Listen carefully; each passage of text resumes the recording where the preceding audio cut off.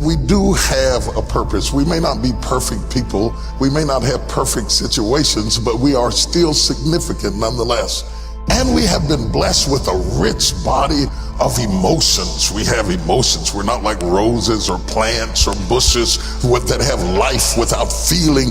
We have feelings, and when we use them properly, they are very effective in motivating you toward your destiny. I want you to be clear and understanding that purpose and passion are interconnected. Unfortunately, we live in a crazy world that we're busy all the time and everything fast, and we are losing touch with who we are, our inner sense of passion.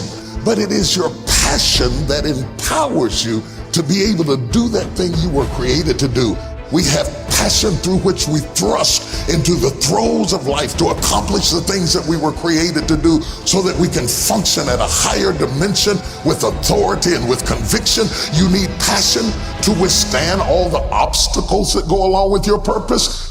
Just because you're living on purpose doesn't mean you're going to have problems. You're going to need thrust to be able to get up off the ground and to step into the field of your dreams. Even if you have not landed on the thing, at least get in the territory of the thing you are dreaming to do and that you hope to accomplish to do. And through that passion, you're able to ignite things you have never ignited before. I hear you, I hear you, I hear you. You're saying, I don't feel a thing.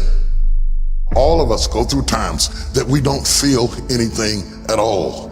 But in order to ignite passion again, you have to be exposed. Get out of the boat, Peter. Walk on the water. Go do something you've never done before. Get involved. Get connected. Because when you are exposed, you see that there are more options than your contemporary situation at any age. That's the good news about it. You don't have to be cute. You don't have to be pretty. You don't have to be a size 3. You don't have to be a blonde or brunette. You don't have to be 20 or 50. At any age, you can still ignite your purpose through finding your passion. That's good news. What then do we do with the lulls in life? The dark shadows in life. We all have them. The secret pains and burdens that we have in life. Are they in fact distractions from our purpose? Absolutely not. I have never seen anybody who did extraordinary feats that didn't have extraordinary issues. It is the passion that gives you the power you need, but it is the pain from which you have the conviction about it. If you had not been through some pains, you would not have the burning to do what you do. I believe that children are like arrows. They need to be directed. You aim them at the thing you want them to hit, but you don't push an arrow, you pull it away from it. And it is the digression that causes the progression. If your life has been tough and it's been hard and you had to pull yourself up by your bootstraps and your childhood wasn't so good, guess what? That was just the arrow being pulled back so that when you are released, you can thrust after the thing you're after.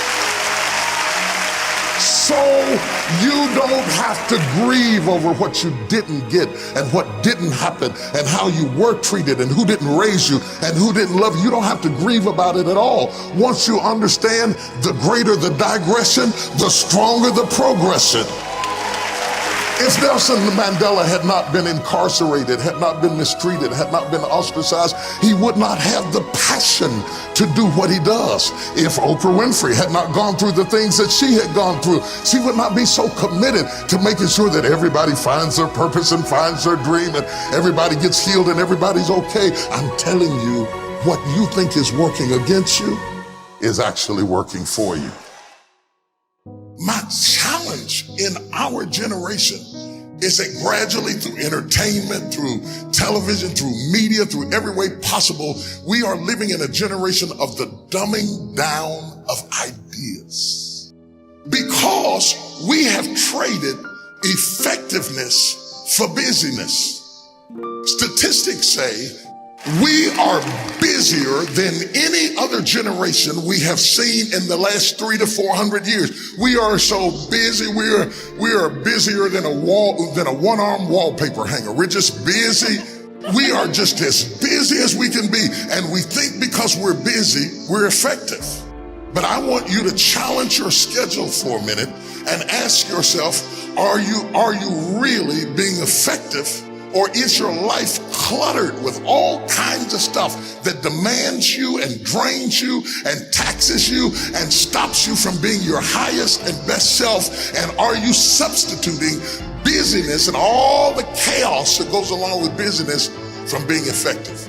Let me tell you, a bunch of scientists got together, they began to do some research, and they begin to determine that 80% of the things we do are busy things that we do in an area that is not effective, that the average person only spends 20% of their time doing the thing that they are really gifted at, created at, passionate about, excited to do, and the rest of it is all the dismal, dumb stuff that we all have to do in order to survive. Just crazy stuff that we're doing.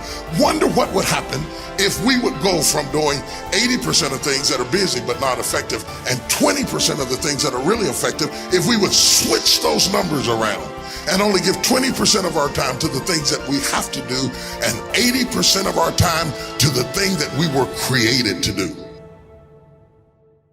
Wonder what would happen to your life. Now think about it a minute. There's a lot of things you could take from me and I could make it. You could take my suit, I got another one. You could take my car, I could get another one. You could take my house, I could get another house. But when you take my time, you have taken something from me that is totally irreplaceable. We take all kind of classes for money management.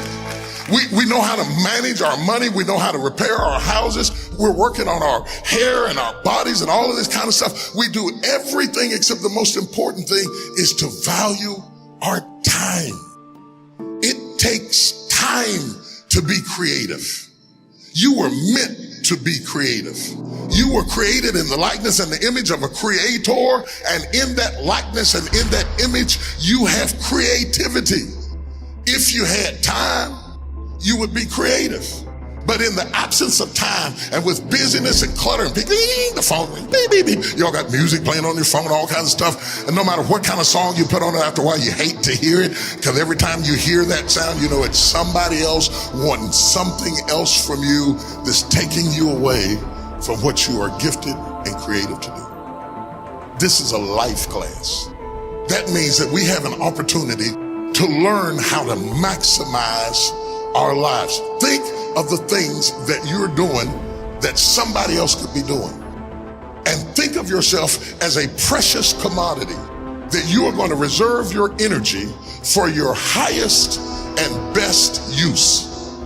The first thing we teach people that understand their significance, if you are doing anything that somebody else in your life could do, you are not reserving yourself for your highest and best use. We are not using our life, our time, our energy for our highest and best use. And something in the back of this brain back here is going ding, ding, ding, ding, ding, ding, ding, ding, ding. You're missing it. You're missing your life, your purpose, your passion, your excitement, your enthusiasm. And through these classes, what we want to do is shake you and rattle you and stir you up to understand that every moment is a gift, every second is a gift, every thought is a gift, every idea is a gift, every opportunity is a gift, everybody you meet is a gift. You are gifted with opportunities, and I want to show you how to begin to maximize what you've got. People will define you by how they met you. Whether it may be girlfriend, mother, banker, whatever it is, they define you right there. They put a period. But if you have the capacity to do more, turn that period into a comma. I tell people, don't let people put a period where God has put a comma. Explore all of your life, no matter how diverse it is. There are some people who have more capacity and they can handle more things, and there are other people who have to focus on one thing and do one thing well. You have to determine which one you are and be that. Now, a lot of people don't know how to get over the past. They don't know how to forgive. They confuse forgiving with forgetting. You don't have to forget it to forgive it. They need to also realize that forgiveness is a gift you give yourself. It does not exonerate the perpetrator. It doesn't mean that they weren't wrong. It just means that I'm not going to be tied to what they did the rest of my life.